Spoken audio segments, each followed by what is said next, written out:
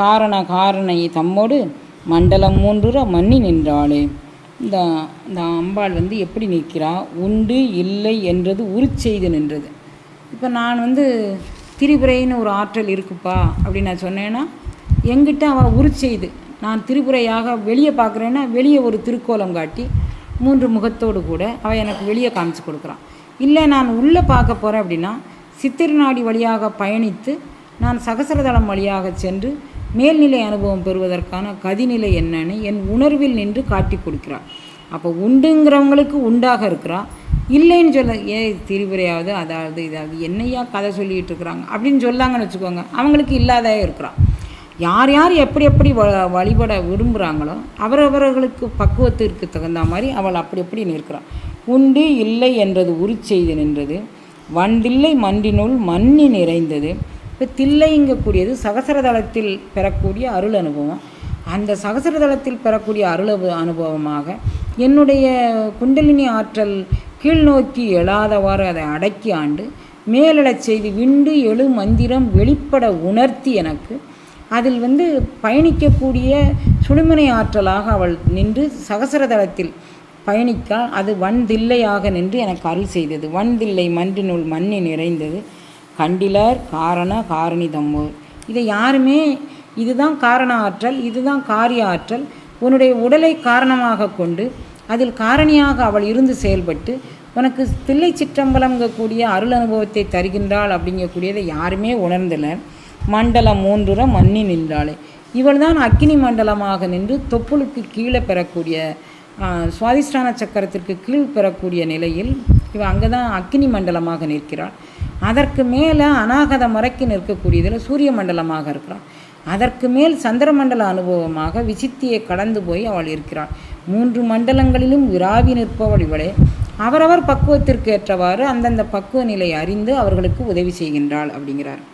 நின்றாள் அவள் தன் உடலும் உயிருமாய் சென்றாள் சிவகதி சேரும் பராசக்தி ஒன்றாக என்னுள் புகுந்து உணர்வாகியே நின்றாள் பரஞ்சுடர் 7 அங்கையாளே.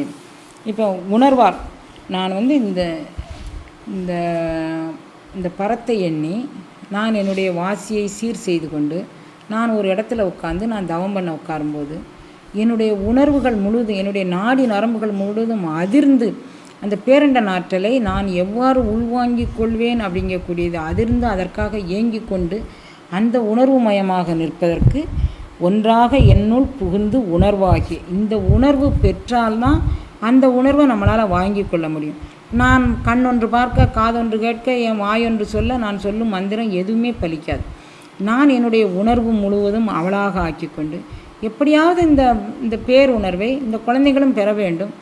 இங்கே வழிபாடு செய்யக்கூடிய எல்லாரும் அந்த பேருணர்வை பெற வேண்டும்னு நான் அந்த உணர்வில் நின்னேன்னா அவள் என்னுடைய பக்குவம் அறிந்து அந்த உணர்வை எல்லாருக்கும் தருவதற்கு காத்து கொண்டு இருக்கிறாள். நானே எதுவும் செய்யலை, நான் பராக்கில் நிற்கிறேன், அங்கே பார்க்குறேன் இங்கே பார்க்குறேன் இங்கே பார்க்குறேன், எதையுமே நான் ஒரு முறையாக செய்ய தெரியலை அப்படின்னா நான் யாருக்கு என்னதை செஞ்சிட முடியும்? அது ஒன்றும் செய்ய முடியாது.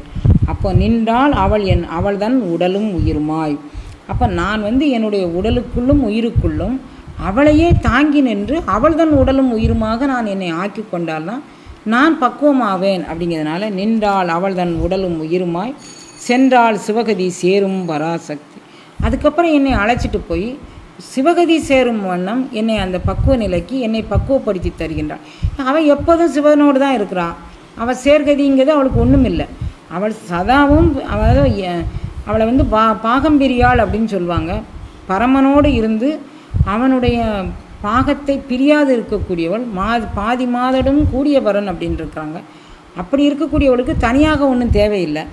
நம்ம உயிரோடு ஆற்றலோடும் உடல் ஆற்றலோடும் கலந்து நம்மை தேவனோடு இணைக்கக்கூடிய திருக்கருணையை செய்கின்றாள். அதனால் நின்றாள் அவள் தன் உடலும் உயிருமாய் சென்றாள் சிவகதி சேரும் பராசக்தி ஒன்றாக என்னுள் புகுந்து உணர்வாகியே.